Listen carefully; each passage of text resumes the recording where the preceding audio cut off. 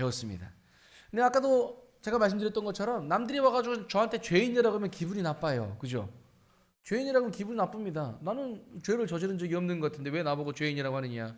기분 나쁠 수 있지요. 하지만 다시 한번 말씀드립니다. 이 말씀은 제가 여러분에게 김동이라는 사람이 여러분한테 드리는 말씀이 아니라 성경에서 하나님께서 우리에게 저와 여러분에게 하시는 말씀을 제가 대신 증거해 드리고 있는 겁니다. 자, 오늘도 두 번째 시간 말씀 한번 보시죠. 자, 나는 죄인인가? 왜 나는 죄인인가? 이게 우리가 학교 다닐 때부터 육하원칙 많이 배우시잖아요. 그죠? 언제, 누가, 어떻게, 무엇을. 하나 빠졌는데 뭐죠? 누가, 언제, 어디서, 무엇을, 어떻게, 왜. 순서를 봐도 누가, 언제, 뭘로 시작해요? 누가로 시작하잖아요. 근데 사실 육하원칙을 배울 때 우리가 왜부터 시작하는 게 좀 좋을 것 같더라고요. 왜 가는 부분이 이해가 안 되니까 나머지 부분들이 다 틀어지는 거예요. 자, 성경에 보면 나는 죄인이라고 말하는데 왜 나보고 죄인이라고 얘기하느냐? 이 왜가 굉장히 중요한 것이죠. 로마서 3장 23절에 뭐라고 나오는지 아십니까? 성경 말씀에 한번 읽어볼까요? 시작. 모든 사람이 죄를 범하였음에 하나님의 영광에 이르지 못하더니. 선언을 이렇게 하신 거예요. 모든 사람이. 아까 말씀드린 대로 세상을 표현할 때 나도 그 세상이라는 단어 안에 포함되어 있다라고 하는 것처럼 모든 사람의 죄를 범하였음에라고 하는 이 말의 모든 사람은 저와 여러분이 다 포함되어 있다라고 하는 사실입니다. 로마서 1장 28절에 31절. 그럼 왜 무엇을 죄라고 설명하느냐? 성경의 기준으로 보도록 하겠습니다. 성경에 보면 28절에 또한 저희가 마음에 하나님 두기를 싫어하며 라고 말씀이 시작됩니다. 마음에 하나님 두기를 싫어했다 라고 하면서 하나님께서 저희를 그 상실한 마음대로 내어버려 두사 합당치 못할 일을 하게 하셨으니. 자, 29절에 드디어 죄의 목록이 나옵니다. 한번 하나하나씩 봅시다. 곧 모든 불의, 추악, 탐욕, 악의가 가득한 자요, 시기, 살인, 분쟁, 사기, 악독이 가득한 자요, 수근수근하는 자요, 비방하는 자요, 하나님의 미워하시는 자요, 능욕하는 자요, 교만한 자요, 자랑하는 자요, 악을 도모하는 자요, 부모를 거역하는 자요, 우매한 자요, 배약하는 자요, 무정한 자요, 무자비한 자라. 제가 그 이후의 말씀을 적진 않았는데요. 그 이후의 말씀에 뭐라고 나와 있냐면 32절에 이렇게 나와 있습니다. 그들이 이 같은 일을 행하는 자는 사형에 해당한다고 하나님께서 정하심을 알고도 라고 말씀이 나와 있어요. 자, 이 모든 목록이 지금 적혀 있는 이 죄의 형벌 뭐라고요? 사형. 제가 보기엔 이래 보여도 제가 법을 전공을 했습니다.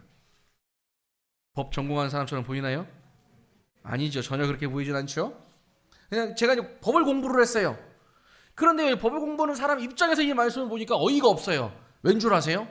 다시 한번 말씀 볼까요? 자, 오케이. 살인.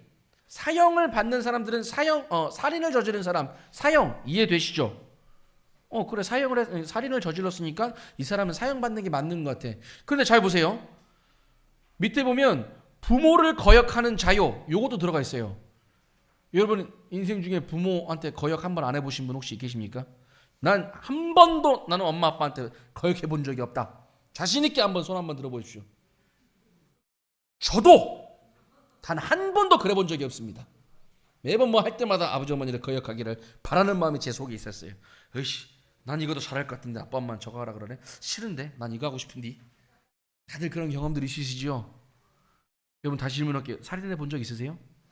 없죠. 근데 부모님 거역해 본 적 있어요, 없어요? 있지요. 근데 성경 뭐라고 나와 있다고요? 살인한 사람이나 부모님을 거역한 사람이나 이같이 행하는 자는 사형에 해당한다고 다 똑같은 범주로 보는 거예요.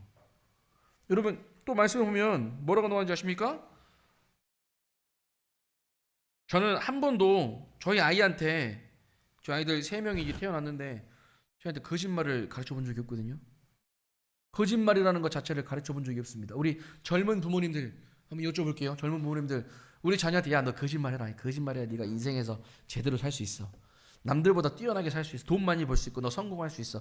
이렇게 가르쳐 본 적 있으십니까? 만약에 있다라고 한다면 그 문제 있어요. 문제 있는 겁니다. 야, 남들과 더 똑바르게 살려면 너 거짓말해야 돼. 이렇게 하면 안 되는 거잖아요. 일반적으로 부모들은, 우리 정희숙님 그렇게 가르쳐 보신 적 있으세요? 우리 요한님한테 요한아, 너는 돈 많이 벌려면 거짓말을 조금 이렇게 거짓말의 기술을 좀 배워야 돼. 이렇게 가르쳐 보신 적 있으세요? 없어요. 반대로 우리는 너 거짓말하지 마. 정직해야 돼. 똑바로 얘기해야 돼라고 우리는 아이들을 그렇게 가르칩니다. 그죠? 저도 제 아이들한테 단 한 번도 거짓말하라고 가르쳐 본 적이 없거든요. 근데 저희 아이들은 부모한테 배우지도 않은 거짓말을 하더라고요. 우리 요한 씨 거짓말 해본 적 있어요, 없어요? 엄마한테 해본 적 있으시죠? 엄마가 가르쳐 줬었나요? 거짓말 그렇게 하라고? 아닐걸요? 우리 저희 뒤에 앉아 계신 준열님, 찬열님 부모님한테 거짓말 배워본 적 있어요? 거짓말의 기술 이래가지고 야 니들이 앞으로 살 때 이렇게 거짓말을 해야 돼. 가르침 받아본 적 있어요? 여러분 거짓말 해본 적 있어요, 없어요? 있으시잖아요. 학원 가야 되는데 PC방 간 적 있으시죠? 제가 너무 정확하게 찔렀습니까? 시험 성적 사실 잘 받지 못했는데 80점인데 어떻게 좀 지워가지고 100점 맞춰서 엄마한테 100점 맞았다고 거짓말 쳐본 적 없어요? 인간이라는 게 이렇게 얍삽합니다. 그런데 문제는 뭐냐면 이와 같은 죄들을 보고 하나님의 입장에서 하나님의 기준으로는 사형이라고 선언하십니다. 사형. 살인을 한 자나 거짓말을 하거나 부모를 거역한 자나 똑같이 사형이라고 선언하고 계시는 거예요. 이거 문제 있는 겁니다. 많은 사람들이 죄인이라고 설명하면 나는 깨끗하게 살았어. 나는 남들 피해 준 적 없이 살았어. 나는 선하게 살고 악하게 살아본 적이 없어. 오히려 내가 피해를 당했으면 피해를 입었지 내가 남들 피해주고 살아본 적이 없어. 그래서 나는 깨끗해. 누구보다? 남보다. 이게 인간의 기준이에요. 남보다 깨끗한 삶. 나는 문제 없어. 나는 그래서 나는 죄인이 아니야. 라고 얘기를 하는 겁니다. 여러분 싱가포르에 가면요. 껌 뱉다가 길거리에만 뱉어도 이거 경범죄로 걸려요. 경범죄로 걸립니다. 싱가포르 가보신 적 있으시잖아요. 그죠? 덤이 없는 건 아직 안 갔다 오신 것 같은데 싱가포르는 그렇습니다. 딱 가다가 침을 딱 길거리에 뱉으면 어떻게 돼요? 경범죄로 걸려요. 그 나라의 법이에요. 하나님의 법이 이렇습니다. 살인하는 것, 분쟁, 사기, 악독 가득한 수근수근하는 것. 여기 말씀에 나오죠. 수근수근하는 것. 우리 죄송해요. 우리 여성분들, 자매님들. 아줌마들끼리 모이면 뭐 하십니까? 어떤 내용으로 수근수근 하시길 좋아하시죠? 우리 남편이 어저께 내가 그러지 말라 그래도 우리 남편이 또 욕을 해갖고 왔네. 남편 욕하고. 이제 그런 내용들 많이 있잖아요. 그죠? 인간의 본 모습. 그러니까 이 말씀의 의미는 뭐냐면 어느 하나 죄로부터 자유로울 수 있는 사람은 있다 없다? 없다를 설명해 주고 있는 겁니다. 여러분. 죄로부터 자유로울 수 있는 사람은 이 세상에 누구도 없다라고 표현을 하고 있는 거예요. 그리고 더 나아가서 에레미야서 17장 9절 말씀에 만물보다 거짓되고 심히 부패한 것은 무엇이라고 나와 있나요? 읽어볼까요? 만물보다 거짓되고 심히 부패한 것은 마음이라고 나와 있습니다. 아니 하나님이 판단하실 때 마음까지도 지적을 하신다고? 여러분 마음 보여요 안 보여요? 안 보여요. 저 지금 제가 지금 고요한님 보고 있는데 우리 요한 씨 지금 겉으로 보고 있는 모습은 제가 볼 수는 있지만 속에 있는 마음은 뭐가 제가 저를 몰라요. 우리 요한 씨 지금 저를 열심히 보고 계시는데요. 이따가 이 시간 끝나고 집에 가면 오늘 저녁으로는 치킨을 먹어야 되겠다 이런 마음을 품고 있는지 지금 말씀이 그런가 더 자세히 들어야 되겠다 이런 마음을 품고 있는지 웬매 나 오늘 토요일인데 토요일날 저녁에 친구들하고 만나고 한잔 제끼러 가야 되는데 웬매 끌려 나와갖고 나 듣기도 싫은 말씀도 듣고 있네 이런 마음을 품고 있는지 저는 몰라요. 왜? 제가 마음을 볼 수 있어요 없어요? 사람은요 사람의 마음을 볼 수 없어요. 그렇죠? 그게 한계예요. 그런데 하나님은 여러분의 마음을 보고 계세요. 우리 저 뒤에 이제 박준열님, 박찬열님 지금 마음속에 어떤 마음을 품고 있는지 제가 몰라요.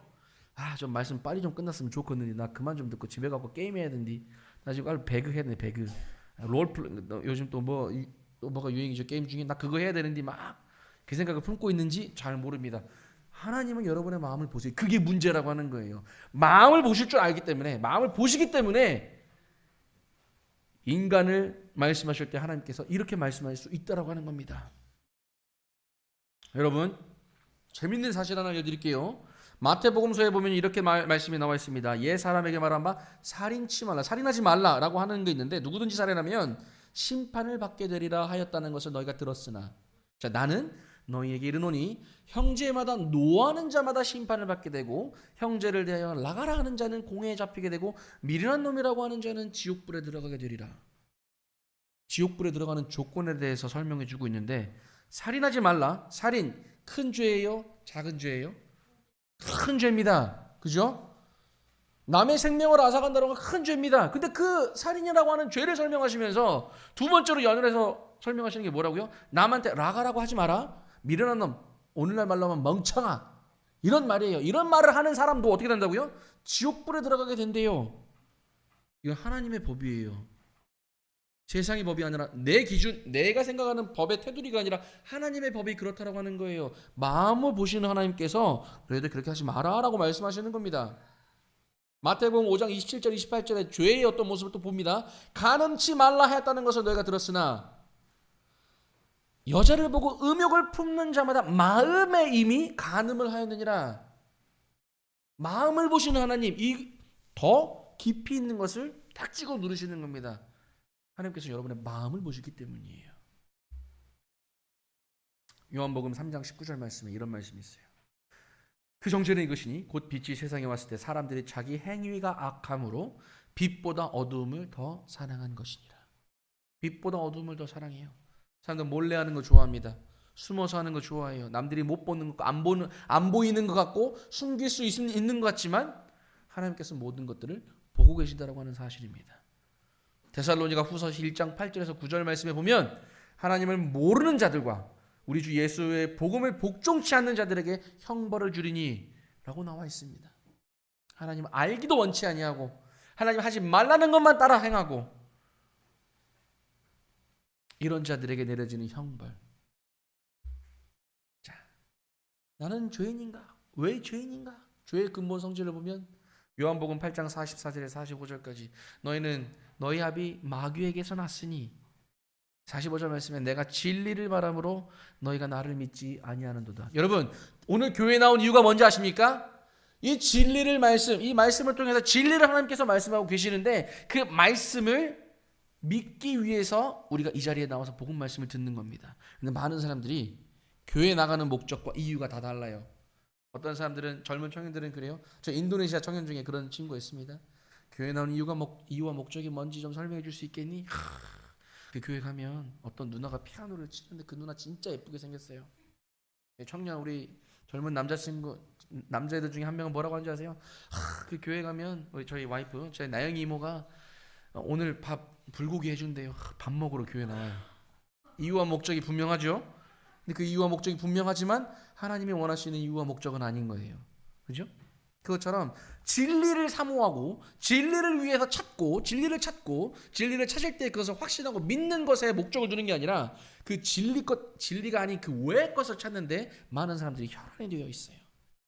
이건 그냥 지나가는 말씀으로 들으십시오. 많은 교회가 이 세상에 있지만 그 교회가 하나님을 섬기는 교회, 노랗다고 다 금은 아니죠. 반짝거린다고 다 보석은 아닙니다.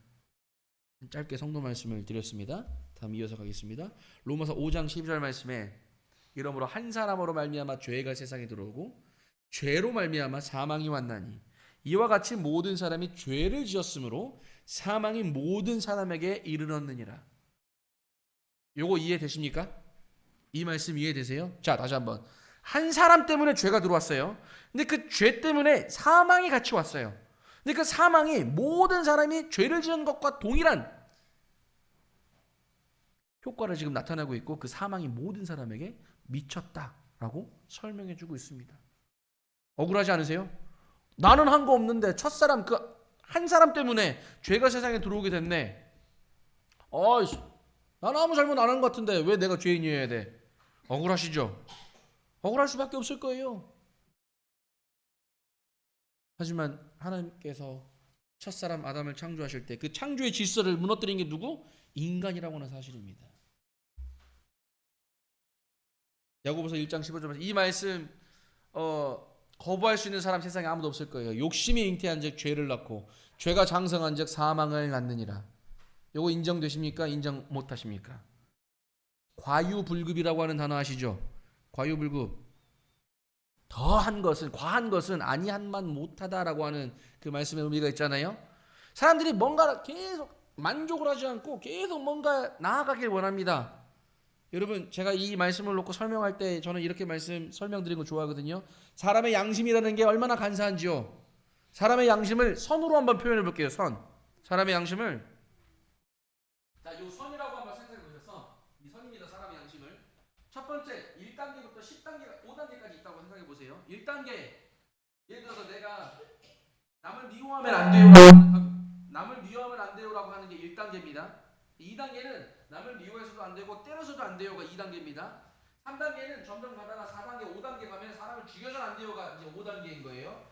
사람의 양심이 간사하다는 이유가 뭐냐면 1단계 다른 사람을 미워하면 안 돼. 근데 미워해본 경험이 있어요. 근데 아직 때려보진 않았어 다른 사람을. 근데 1단계를 경험을 했으면 1단계를 벗어나서 2단계까지 갈 때는 우리 양심이 뭐라고 얘기하냐면 야 1단계도 안 되는데 2단계까지 가면 안 되지. 이게 양심 소리 우리 속에 들리거든요. 그런데 문제는 2단계 미워하고 나면 사람을 때려봤어요. 1단계는 쉬워요 안 쉬워요? 쉽게 되는 겁니다. 그게 양심이에요. 1단계 2단계가 해보고 쉬웠으면 3단계 그럼 1단계 2단계 3단계를 해보면 1단계 2단계는 쉬울 수밖에 없어요. 그게 우리가 설명하는 양심이에요. 우리 양심에 화인 맞은 자 양심이 거리낌을 당해야 되지만 그게 계속 반복이 되고 계속 이루어지면 1단계 2단계 좀 약하다라고 생각했던 그 문제는 사실 문제임에도 불구하고 문제라고 생각을 안 한다는 거죠. 욕심이 잉태한 즉 죄를 낳고 죄가 장성한 즉 사망을 낳느니라. 이 연관관계를 설명해 주고 있는 겁니다. 시편 51편 5절에 어떤 사람이 이렇게 고백을 합니다. 내가 죄악 중에 출생하였으며 모친이 죄 중에 나를 잉태하였나이다. 탄생 자체가 죄인이래요. 탄생 자체가 아까 말씀드렸죠? 사과나무 씨앗을 심으면 뭐가 나와야 된다고요? 사과나무가 나와야 된다고 한다고요. 요한일서 1장 8절에서 10절 말씀에 이런 말씀이 있습니다. 만일 우리가 죄 없다 하면 스스로 속이고 또 진리가 우리 속에 있지 아니할 것이요 만일 우리가 우리 죄를 자백하면 저는 미쁘시고 의로우사 우리 죄를 사하시며 모든 불의를 우리를 깨끗게 하실 것이요 만일 우리가 범죄하지 아니하였다 하면 하나님을 거짓말하는 자로 만드는 것이니. 여러분 아까 우리 로마서 1장 후반절에 나와 있는 여러 가지 죄의 종류들을 봤죠. 100% 나는 그 죄악에서는 한 번도 해본 적이 없습니다 라고 자신에게 손들 수 있는 사람 있습니까? 성인들조차도 그런 사람들 없었을 거예요. 성인들조차도. 이렇게 말씀을 전하는 저조차도 몇 퍼센트나 내가 이걸 지키고 살았을까? 안 돼요. 이 100% 자유할 수 있는 사람이 없어요. 세상에는 존재하지 않아요. 그래서 로마서 3장 9절에서 12절 말씀 그 중에 10절 말씀에 이렇게 말씀 딱 기록하고 있습니다. 기록한 바 의인은 없나니 하나도 없으며 한 명도 없으며 라고 설명하고 있습니다. 우리가 생각하는 의인은 우리의 기준으로 생각하는 의인은 너무 한정 짓지 마세요. 남보다 착하게 살고 선하게 살아서 남한테 피해 주지 않고 더 공을 베풀고 은혜를 베풀었다라고 해서 그 사람이 의인이다. 이건 사람의 기준, 여러분의 기준입니다. 하지만 하나님의 기준에서 의인이라고 하는 것은 아까 말씀드린 로마서에 있는 그 죄악의 여러 가지 형태 중에서 단 하나도 저촉되지 않은 사람을 보고 의인이라고 얘기를 한다고 하는 것입니다. 그렇게 본다면 세상에서 의인은 있다 없다? 없다라고 하는 거예요. 마태복음 9장 12절에 이 죄인, 의인이 아니면 그럼 죄인이잖아요. 죄인을 설명할 때 뭐라고 설명한 줄 아세요? 건강한 자에게는 의원이 쓸데없고 병든 자에게라야 쓸데있느니라. 죄를 보고 병이라고 말씀하고 있습니다. 여러분 혹시 병원을 자주 요즘에 대한민국 독감 유행이라면서요? 독감으로 고생해 보신 적 좀 있으십니까? 저는 고생 많이 하셨죠. 독감 걸리면 뭐예요? 인도네시아 사람들은 재밌는 얘기 하나 해드릴게요. 인도네시아 사람들은 병원 비용이 좀 비싸요. 그래서 어디 아프잖아요. 팔이 하나 부러졌어요. 우리 같으면 뭐 해야 됩니까? 병원 가고 수술을 하든가 뭐 이래야 되잖아요. 근데 인도네시아 사람들 어떻게 하는 줄 아세요? 병원 갈 돈이 아깝고 이제 그 돈도 없으니까 뜨거운 물을 마셔요. 팔 부러졌는데 뜨거운 물을 마신대요. 저도 놀랐어요. 아니 팔이 부러졌으면 병원을 가야지. 뜨거운 물 마시면 된다고 그대로 굳혀버리더라고요. 이런 삶을 살아요 인도네시아 사람들은. 여러분 건강한 사람은 병원 갈 필요가 있어요 없어요? 건강해도 우리 병원 갈 일이 많잖아요. 건강검진하러. 그죠? 건강검진하러 병원 가시잖아요. 이것도 검사하고 저것도 검사하고. 근데 사실 의원이 있을 때 의원이 필요한 사람은 정작 누굽니까? 정말 병에 걸려서 시술이 필요하고 수술이 필요한 사람. 의원이 필요하죠. 저는 의사 선생님들 굉장히 존경하거든요. 생명을 살리시는 분들이잖아요. 생명을 다루시는 분들이잖아요. 그들에게 있어서 아픈 병자에게 있어서 의사라고 하는 존재는 엄청난 기대할 수 있는 존재인 거잖아요. 말씀의 기록처럼 건강한 자에게는 의원이 쓸데없고 병든 자에게는 쓸데있느니라. 내가 병에 걸렸는지 안 걸렸는지를 모르고 지내는 사람한테는 의원이 쓸데 있을까요? 없을까요? 모를걸요? 모를 거예요. 그런데 내가 지금까지는 모르고 살다가 내가 병이 있구나 라는 것을 아는 순간부터 나는 누구를 찾아가야만 됩니까? 병원의 의사를 찾아가야 되는 것이죠. 뜨거운 물 찾아가는 게 올바른 방법일까요? 아니에요. 의사를 찾아가서 치료를 받아야죠. 우리의 죄의 문제도 마찬가지입니다. 여러분의 죄의 문제, 지금까지 나는 죄인이 아니었다라고 생각을 하고 나는 깨끗하고 나는 병이 없었다, 나는 병자가 아니었다라고 생각을 했지만 오늘 말씀을 들어보니까 나는 죄인이었구나, 내가 죄로부터 자유할 수 없는 존재구나 라고 인정하는 순간, 내가 병이 있구나를 인정하는 순간 여러분은 누굴 찾아가셔야 된다고? 의원을 찾아가셔야 된다고요. 병 고침을 받기 위해서. 그런데 그때 예수님께서 여러분에게 또 이렇게 말씀하고 계십니다. 마태복음 9장 13절에 내가 의인을 부르러 온 것이 아니요 죄인을 부르러 왔노라 하시니라. 얼마나 감사가 되는지요. 의원 되신 그분이 병든 자에게 직접 찾아오시면서 뭐라고 얘기하시냐면, 야, 내가 건강하고 완벽한 사람을 찾으러 내가 이 땅에 온 것이 아니다. 나는 너처럼 병들고 죄에 시달려 있고 부족한 너를 위해서 내가 왔다라고 설명해 주고 계시는 겁니다. 여러분, 하나님의 입장에서, 예수님의 입장에서 이 땅에 오르실 때에 완벽한 사람을 찾아서 하는 게 예수님 입장에서 더 좋아요. 남들보다 더 뛰어나고 더 위대하고 더 뭔가 더 많이 갇혀 있는 사람을 찾고 그들을 부르시는 게 예수님 입장에서도 더 유익할 일일 겁니다. 근데 그렇게 하지 않으셨어요. 부족하고 병들고 이런 자들을 찾아오셨어요. 왜? 건강한 자에게는 의원이 쓸데없다. 하지만 병든 자에게는 의원이 필요하다. 내가 곧 의원이다. 너희들은 죄로 인해서 병들어 있다. 그래서 내가 왔다 라고 설명을 하시는 겁니다. 병에서 병고침을 주기 위해서 이 땅에 오셨다라고 하는 예수님의 설명, 그 다음 말씀이 이어집니다. 마태복음 1장 21절에 뭐라고 나와 있냐면, 아들을 낳으리니 이름을 예수라 하라니. 예수님의 탄생 때 말하는 건데, 이는 그가 자기 백성을 어디에서? 저희 죄에서 구원할 자이심이라 하시니라. 저희 죄에서, 자기 백성을 저희 죄에서 구원할 자. 여러분, 구원이라고 하는 단어 들어보신 적 있으시죠? 구원이라고 하는 단어 어디서 많이 나온 줄 아십니까? 야구 경기를 보면 많이 나옵니다. 구원투수. 들어본 적 있으시죠? 구원투수? 구원투수의 그 사람이 구원투수가 왜 나오는지 아세요? 뭔가 자기 팀이 이렇게 계속 가다가 질 것 같아. 질 것 같고 뭔가 이거를 분위기를 반전시켜야 될 뭔가 상황이 필요한 거예요. 그래서 구원투수가 올라가지고 어떻게든 자기 팀을 다시 승기를 잡으려고 이렇게 하잖아요. 두 번째, 119 구급대원들. 얼마 전에 또 뉴스 보니까 서울 방해동인가 어딘가에 또 아파트 불이 났더만요. 또 그 전에 보니까 어딥니까? 홍콩이죠. 홍콩에 아파트가 그냥 몇 채가 다 타버렸더만요. 안타까운 건 그 속에 있는 진짜 수백 명의 사람들이 갇혀가지고 죽었대요. 너무 안타깝더라고요. 아파트 전체가 다 타버렸어요. 근데 이제 소방대원들이 가서 뭐 합니까? 그 갇혀있는 사람들을 구원해내려고 하잖아요. 뭘로부터 구원해내는 거예요? 화마로부터. 죽음에서부터 그들을 건져내는 거잖아요. 그죠? 여러분, 구원은 뭐냐면 스스로가 뭔가 할 수 없는 일들을 어떤 사람이 대신해서 그를 건져내주는 것을 구원이라고 얘기를 합니다. 내 스스로가 나를 구원할 수 있으면 할 수 있겠죠. 하지만 진정한 구원의 의미는 내가 할 수 없기 때문에 누군가가 그것을 해줘야 되는데 그 누군가가 누구냐라고 하는 것을 성경 말씀에서 이렇게 표현하고 있는 겁니다. 자기 백성을 저희 죄에서 구원할 자. 이게 바로 예수님의 이름의 의미이기도 해요. 이어서 보시면 로마서 1장 2절에서 4절 말씀에 하나님의 아들로 인정되셨으니 곧 우리 주 예수 그리스도시니라. 바로 예수 그리스도를 설명할 때에 구원자라고 그래 설명하는 겁니다. 요한복음 1장 29절에는 요한이, 이제 침례 요한이 예수께서 자기에게 나오심을 보고 가로되 봐라, 세상 죄를 지고 가는 하나님의 어린 양이로다. 아까 말씀드린 요한복음 3장 16절, 하나님이 세상을 이처럼 사랑하사. 세상 안에 여러분들 포함된다고요? 안 된다고요? 포함된다고요? 안 된다고요? 안 되겠는데 오늘 복음 말씀 2시간 더 해야 될 것 같은데요. 세상이란 단어에 여러분들 포함됩니까? 안 됩니까? 되지요. 자, 보라, 세상 죄를 지고 가는 하나님의 어린 양이다라고 하는 말씀의 의미는 뭐냐면 세상 속에 포함되어 있는 저와 여러분의 죄까지도 담당해 가고 계시는 하나님의 어린 양 예수 그리스도를 설명해 주고 있는 겁니다. 요한복음 3장 15절에서 17절 말씀에는 하나님이 그 아들 예수 그리스도를 세상에 보내신 것은, 예수님이 이 땅에 보내심을 받은 이유는 세상을 심판하려 하심이 아니요 저로 말미암아 세상이 구원을 받게 하려 하심이니라.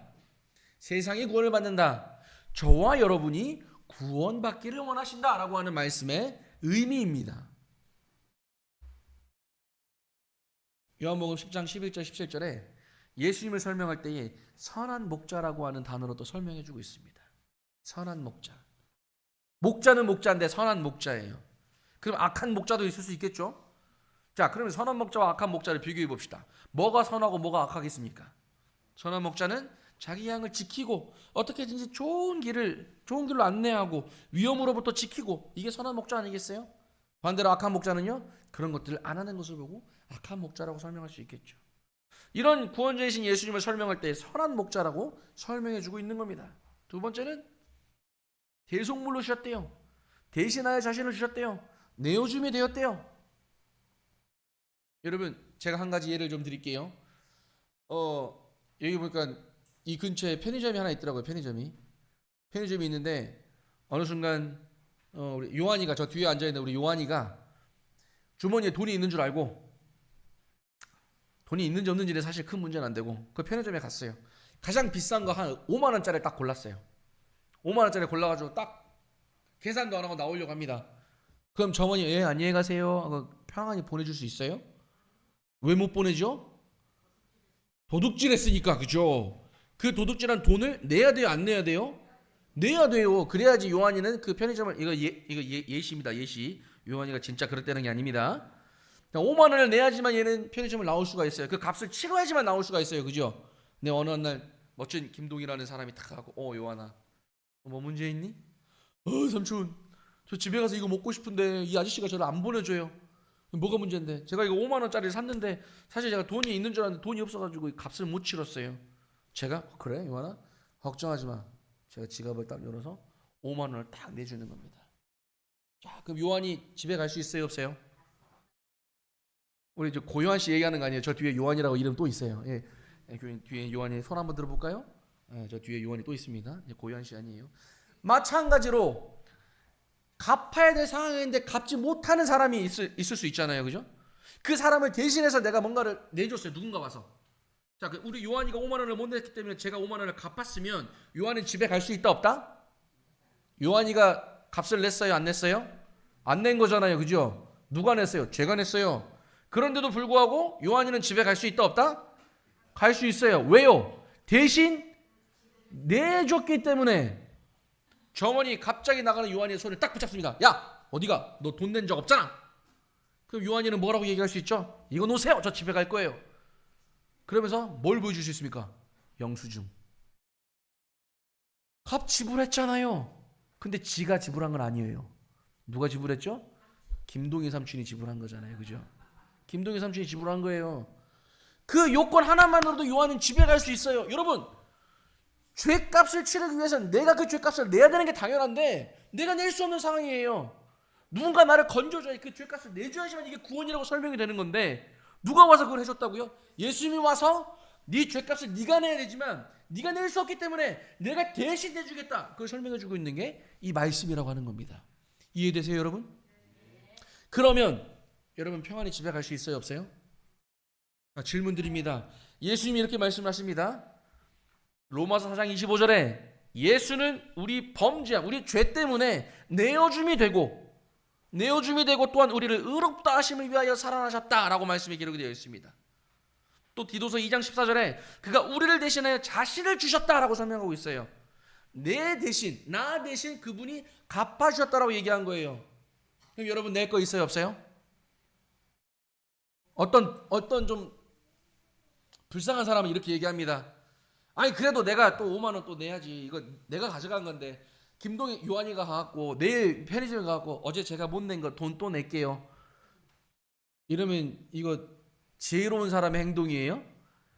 뭔가 좀 병원에 가봐야 되는 행동이죠, 그죠? 그래요, 안 그래요?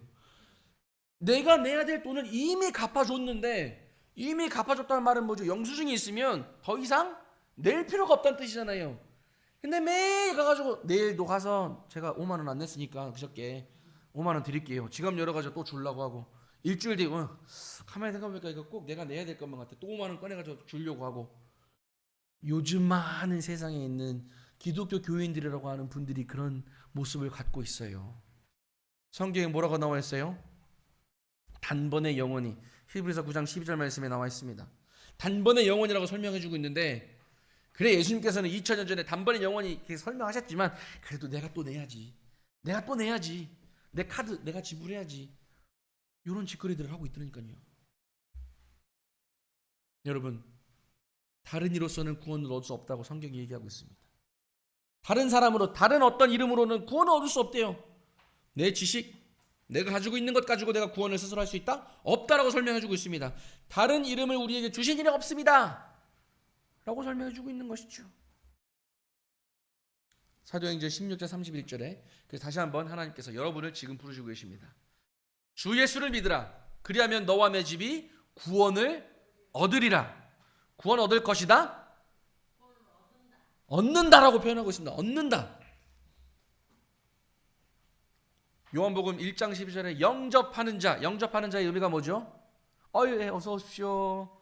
네, 환영합니다. 이 영접이잖아요, 그죠? 여러분들께서도 저희 인도네시아 폰티아나에 오시면 제가 얼마든지 여러분을 영접해드리겠습니다. 영접이라고 나누는 뭐죠? 어서 오십시오. 제가 받아들입니다라고 하는 뜻입니다. 영접하는 자, 곧 그 이름을 믿는 자들에게는 누가 됐든지 하나님의 자녀가 되는 권세를 주셨다라고 설명해주고 있습니다. 하나님의 자녀가 되는 권세. 누구에게? 영접하는 자에게. 예수를 믿는 자들에게 하나님께서는 영생을 선물로 주십니다. 여러분, 영원한 생명을 갖기를 원하세요? 많은 사람들이 진시황, 아까 제가 예를 든 것처럼 영원히 살기를 바래요. 하지만 그런 사람이 세상에 있다 없다? 없어요. 하지만 예수 그리스도를 통해서 우리는 영생을 선물로 받을 수가 있습니다. 요한복음 5장 24절에 가운데 있는 말씀이에요. 내가 진실로 진실로 너에게 이르노니 내 말을 듣고 또 나가 보내신 이를 믿는 자는 영생을 얻을 예정이다. 얻었다. 이미 값 지불했다. 이거 끝난 거. 옛날에 일이 완전히 끝났다라고 설명했던 것처럼 나를 믿는 자는 영생을 이미 얻었다예요. 구원이라고 하는 게 화마에서 이 사람을 건져내는데 50%만 건져내서 야 24층에 사는 사람, 야 너 한 17층까지만 내가 끌어내, 너 10층까지만 내가 내려다 줄게. 알아서 10층 밑으로 네가 알아서 기어 나와. 이거 구원입니까? 아니에요. 물속에 빠져서 허우적거리는 사람에게 구급대원이 가가지고 야 내가 너를 절반만 끌어올려 줄게. 나머지는 네 알아서 나와. 이거 구원이에요? 아니에요. 진짜 구원은 뭐죠? 아예 그 자리를 벗어나게 해주는 게 구원이에요. 우리에게 하나님께서 베풀어 주신 것은 예수 그리스도를 보내셔서 우리에게 있는 죄의 자리에서 100% 벗어나게 해주신 거예요. 그게 진정한 예수님의 구원이라고 하는 겁니다. 예수님께서 저와 여러분을 위해서 하신 일입니다. 예수님은 하나님의 아들이셨지만 그분은 사람들에게 섬김을 받기 위해서 내려오지 않으셨어요. 저 같으면 그럴 것 같아요. 제가 만약에 예수님이었다고 하면, 제가 만약에 그 당시에 예수님이었다고 하면 저는 그랬대요. 야 나가 예수여. 니들은 내가 창조한 창조물들이여. 나를 경배해라. 내가 너에게 복주고 할 것이다. 나를 경배해라. 막 이랬을 것 같아요. 근데 그렇게 하지 않으셨어요. 십자가에 자기 몸을 내어 주시기까지 우리를 사랑하셨다라고 성경에 나와 있습니다. 십자가에 자기를 내어 주기까지. 요한일서 4장 9절에서 10절 빨간색으로 본 것처럼 우리를 사랑하사 우리의 죄를 위하여 화목제로 그 아들을 보내셨음이니라. 여러분 러브레터 받아보신 적 있으십니까? 없으세요? 결혼하신 분들 여쭤보겠습니다. 나는 남편에게 혹은 나는 와이프에게 러브레터, 사랑의 편지를 받아본 적이 있다. 반대로 나는 받아본 적이 없다. 손 한번 들어보십시오. 아니 아이들은 손 내리고, 아이들은 아직 없잖아. 없을 수밖에 없죠. 우리 받아본 적이 있다 그럼 손 한번 들어보실까요? 예, 있으시겠죠. 만약에 그런 기회가 없었다라고 한다면 오늘 저녁에 한번 시도해 보시기 바랍니다. 여러분 사랑의 편지를 쓰는데요. 어떻게 사실 적죠? 사랑의 편지 쓰는데 나는 네가 그저 그래. 나는 그냥 너를 많이 생각하고 싶지 않아. 이렇게 적나요? 세상에 좋은 말이란 말은 다 집어넣을걸요. 그죠? 당신 없는 세상은 안고 없는 찐빵 같고 오아시스 없는 사막 같으며 별 없는 하늘 같고 오만 좋은 것들 다 집어넣을 것 같아요. 사랑의 편지잖아요. 그죠? 근데 가장 멋진 말은 뭔지 아세요?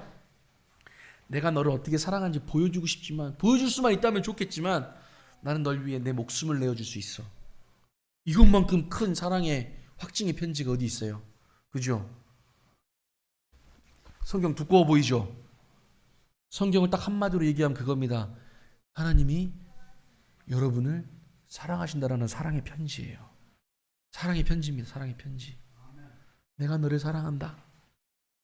내가 너를 사랑하기 때문에 내 아들 독생자이신 예수 그리스도 예수를 그가 너희들 죄값 대신해서 내줬다. 그래서 너희들은 그 죄값 때문에 다시 그 죄값 치를 일이 있다 없다? 없다를 설명해주고 있는 겁니다. 제 와이프한테 제가 편지 쓸 때 사랑하는 나영씨, 내가 당신을 얼마나 사랑하는지 당신 아십니까? 당신이 소고기를 좋아하는 걸 제가 알아가지고 당신이 소고기를 먹을 수 있는 그 좋은 식당에 제가 예약을 해놓고 제가 당신이 가장 골라서 먹을 수 있는 꽃등심 좋아하시죠? 꽃등심 제가 100만 원어치를 계산을 미리 다 해놨습니다. 당신은 가서 먹고 즐기기만 하면 됩니다. 이 사랑의 편지를 딱 보내놓고 저는 얼마나 흐뭇할까요? 그죠? 그래 내 사랑하는 우리 와이프가 소고기집 가가지고 꽃등심 100만 원씩 딱 먹고 나올 때 동희 씨가 나한테 편지를 써줬지만 소고기값 100만 원 내가 이게 내야 되는 거 아닌가 내야 되지 않나 안 내야 되나 고민할 필요가 있어요 없어요? 없어요. 없다고요. 왜? 이미 제가 다 냈잖아요. 100만 원어치. 100만 원어치 사주고 싶지만 아직 그래 본 적은 없습니다.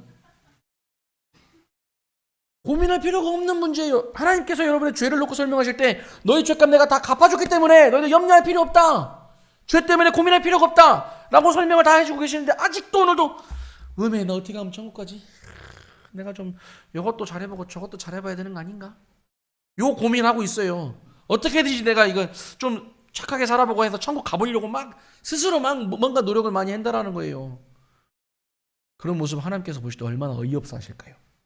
제가 하나님이라고 음에 돌아불겠네 막 그럴 것 같아요. 막. 근데 그 죄 없으신 분이 여러분 때문에 저와 여러분 때문에 심판을 당해 주셨어요. 심판 당하는 거 아까 말씀드렸습니다. 이게 기분 좋은 일이에요? 기분 나쁜 일이에요? 저 같으면 안 해요. 왜? 나는 잘못한 게 없는데 내가 억울하게 왜 해야 돼? 그죠?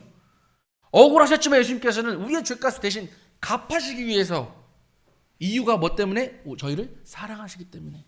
제가 요한이가 5만 원을 내야 되지만 제가 대신 내주는 이유는 뭐겠습니까? 요한이가 제 아들이에요? 아니잖아요. 아버지는 여기 계시잖아요. 그죠? 아버지 내가 그냥 삼촌이 가가지고 5만 원을 내줬어요. 왜 내주겠어요?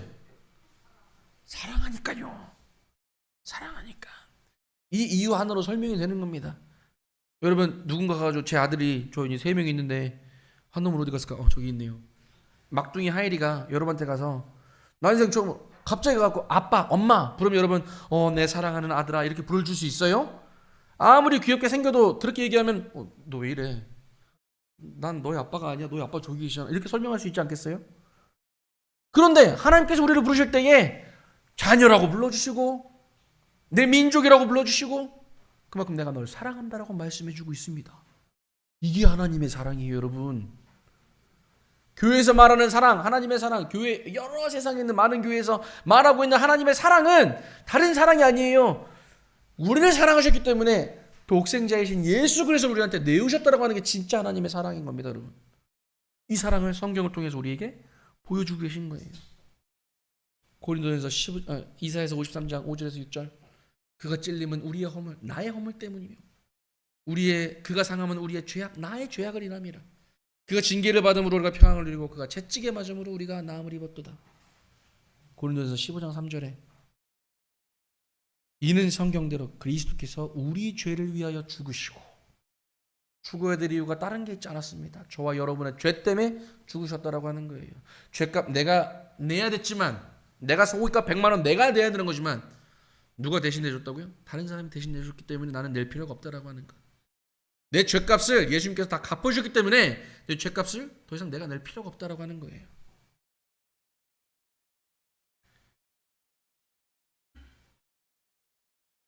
갈라디아서 1장 4절 말씀에 우리 죄를 위하여 자기 몸을 들이셨으니, 여러분 예수님은 하나님의 자식이기 때문에 무한한 능력이 있으세요. 말씀 한마디만으로도 다 끝낼 수 있어요. 그렇게 하지 않으셨어요. 자신의 몸을 십자가에 내어주셨어요. 왜? 창조의 목적을 따라가신 거예요. 창조의 목적. 자기를 낮추시고 죽기까지 복종하셨으니 곧 십자가에 죽으심이라. 왜 하나님의 아들이 십자가에 죽으셔야만 했을까? 죽지 않고 이거를 해결할 수 있는 방법은 없으셨을까? 있는데도 불구하고 왜 죽으셨을까? 죽었다면 왜 죽으셔야만 했을까를 생각해 봐야 된다고 하는 겁니다. 디도서 1장 14절에 모든 불법에서 우리를 구속하시고 라고 말씀이 나와 있습니다. 우리의 죄가 동이서에서 먼 것처럼 멀리 하셨다라고 말씀의 표현이 또 나와 있어요. 베드로전서 2장 24절에서 25절까지는 우리로 죄에 대하여 죽고 의에 대하여 살게 하려 하심이니, 어떻게? 전반절에 친히 나무에 달려 그 몸으로 우리 죄를 담당하셨으니, 친히 나무에 달렸대요. 여러분 옛날 이 시대 때요, 십자가에 달려 죽었다라고 하는 이 형벌의 모습은, 여러분들 여자분들 많이 귀걸이나 목걸이 십자가 많이 하고 다니시잖아요. 사실 교회 위에 있는 첨탑에 있는 십자가 모양이 무엇을 의미하는지 아십니까? 저주를 의미합니다. 형틀이 형틀. 죄 지은 자가 달리는 장, 그게 십자가예요. 가장 치욕스러운 자리. 근데 하나님의 아들이 본인은 죄도 없으면서 그분이 가장 치욕스러운 자리에 나 때문에 달리셨다라고 하는 거예요. 나 때문에, 저와 여러분 때문에 우리 죄값 갚아주시기 위하여. 그러면서 십자가에서 뭐라고 말씀한 줄 아세요? 이거 굉장히 중요합니다. 이 말씀이 굉장히 중요합니다. 요한복음 19장 30절에 이 예수님께서 우리 정희숙님을 위해서, 고요한님을 위해서, 박준열님과 박찬열님을 위해서 이렇게 말씀해 주고 계십니다. 요한복음 19장 30절에 예수께서 신 포도주를 받으시는 가라사대 십자가 위에서 이렇게 말씀하시는 겁니다. 다 이루었다 하시고, 다 이루었다라고 말씀하십니다. 이 말은 뭐냐면 네 죄값 끝, 죄값 끝, 이렇게 설명하신 거예요. 미션 컴플리트. 더 이상 내가 뭐 할 게 없어요. 이미 완료된 거예요. 완료. 끝났다라고 설명하시는 겁니다. 두 번째, 로마서 3장 24절에 예수 안에 있는 구속으로 말미암아 하나님의 은혜로 값없이 의롭다 하심을 얻은 자 되었느니라. 값없이 의롭다함을 얻은 자가 되었다라고 설명해 주고 있습니다. 우리는 그 의롭다라고 하는 인침을 받기 위해서 값을 치러본 적이 없는 자들이에요. 이미 예수님께서 대신 값을 치러 주셨기 때문이에요. 히브리서 10장 17절 18절에 또 뭐라고 말씀하시는지 아십니까? 또 저희 죄와 저희 불법을 내가 다시 기억지 아니하겠다. 이것을 사하셨은즉 다시 죄를 위하여 제사 드릴 것이 없느니라. 또 예수님께서 십자가에 달려 죽으신 이후에 3일 만에 약속하신 대로 부활하셨어요. 이게 굉장히 중요한 사건입니다. 부활하신 예수님, 예수님이 십자가에 달려 죽으신 것으로만 끝났다면 우리에겐 소망이 없을 거예요. 왜? 그도 똑같이 육신 중에 하나, 사람 중에 한 명으로 쳐줄 수 있었거든요. 근데 그분이 3일 만에 부활하셨어요.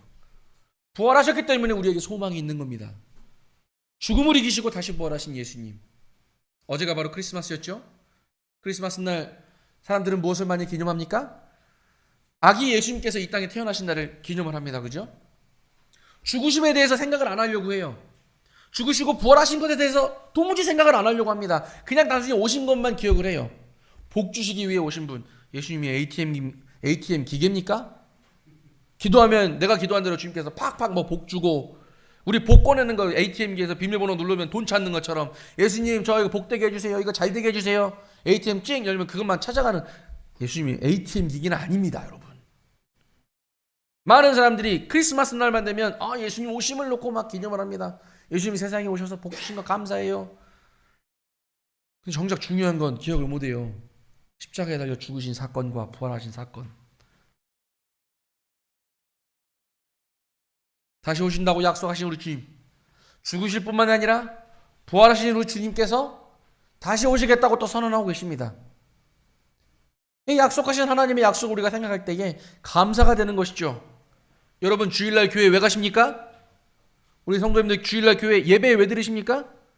많은 사람들이 일요일날은 원래 교회 가는 날이라고 해가지고 가요. 죄송해요? 교회 가는 이유와 목적을 몰라요. 아까 말씀드린 대로 그 교회 가면 어떤 누나가 예뻐서, 어떤 오빠가 잘생겨서, 그 교회 가면 점심밥을 맛있게 주더라. 두 그릇 먹어도 돈을 지불 안 해도 되더라. 목적에 달라.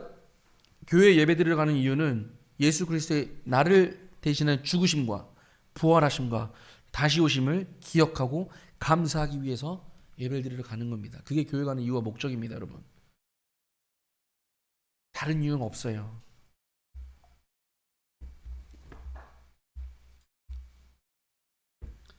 자, 두 번째 시간까지 이제 마쳤습니다. 오늘 첫 번째 시간과 두 번째 시간을 통해서 우리가 들은 이 복음은 성경에서 하나님께서 우리에게, 저와 여러분에게 친히 말씀해 주시는 말씀입니다.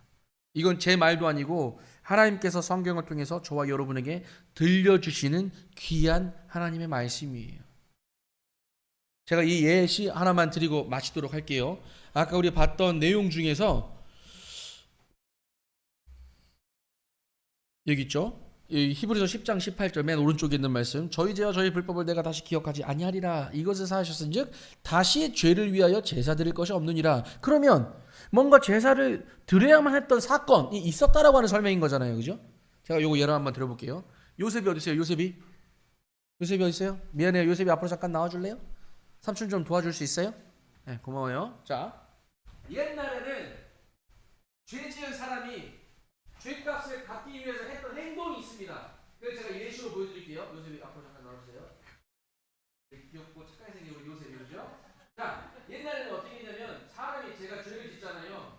그러면 이제 그 이스라엘 사람들 어떻게 했냐면 그 죄를 없이 하기 위해서, 이 죄값을 갚기 위해서 한 마리의 귀한 순하고 깨끗한 어린 양을 데려와서 저를 대신해서 죽여야만 됐어요. 이게 옛날의 제사법이었어요. 이 성경에 나와 있는 제사법 설명하는 겁니다. 자, 그래서 제가 깨끗한 양을 찾는 거예요. 흠이 좀 있고, 이건 좀 이해가 아닌 것 같고, 여기 좀 깨끗하고 흠이 없는 어린 양이 있네. 딱 데리고 오는 거예요. 죄 지는 사람은 전데 얘는 아무 문제가 없잖아요, 그죠? 얘는 죄가 없어요. 근데 제가 내 죄를 네가 가져가렴. 내 죄가 일로 옮겨가라라고 얘기하는 겁니다. 그래서 이렇게 옮겨가면 이제 누가 와가지고 이 양처럼 이렇게 와야지. 양 두 발로 안 걷잖아. 양은 네 발로 걷잖아. 허리를 숙이고. 양 소리가 어떻게 나지? 양 소리가 어떻게 나지? 양 소리가 입니다. 라고 소리가 나나요? 어? 양은 음메 하는 소리가 나잖아요, 그죠? 자, 양 소리 한번 내주세요. 양이 너무 사람 같은 양인데 다시 한번 예쁜 양 소리로. 네, 음메 소리 났어요. 양을 데리고 왔습니다. 자, 죄를 옮겨주고, 자, 이제 양을 죽이는 거예요. 탁 죽였어요. 그렇죠. 이렇게 돼야죠. 자, 고마워요. 자, 이렇게 했을 때 이 양은 몸에서 피를 흘리게 되겠죠, 그죠? 피값을 봐야, 피를 봐야 내 죄값이 없어진 거예요. 그게 옛날의 제사법이었어요.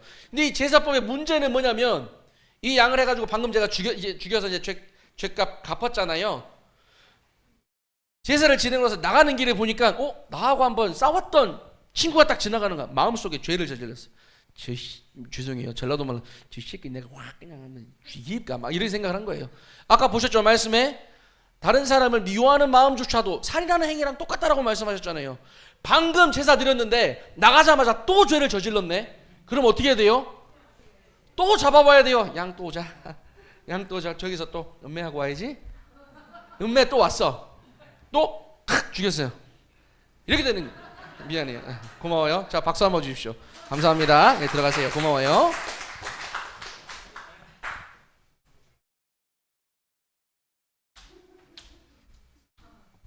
요거 쉬워 보이죠? 죄값 갚는 방법 쉬워 보이죠?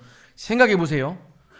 세상의 모든 사람이 자기 죄값을 갚기 위해서 이렇게 계속 양을 찾아가지고 데려와서 죽인다라고 하면 여러분 양고기 맛볼 수 있어요, 없어요? 저 양고기 좋아하거든요. 세상에 양고기는 남아나진 않을 겁니다. 그거는 제한적인 거예요. 그것 때문에 여러분 가지고 혹시 앞에 있는 성경 가지고 계십니까? 히브리서 9장 말씀 한번 보시죠. 히브리서 9장 가지고 계시면, 아니면 옆에 분의 성경을 함께 보시길 바랍니다. 히브리서 9장 12절에 있는 말씀입니다.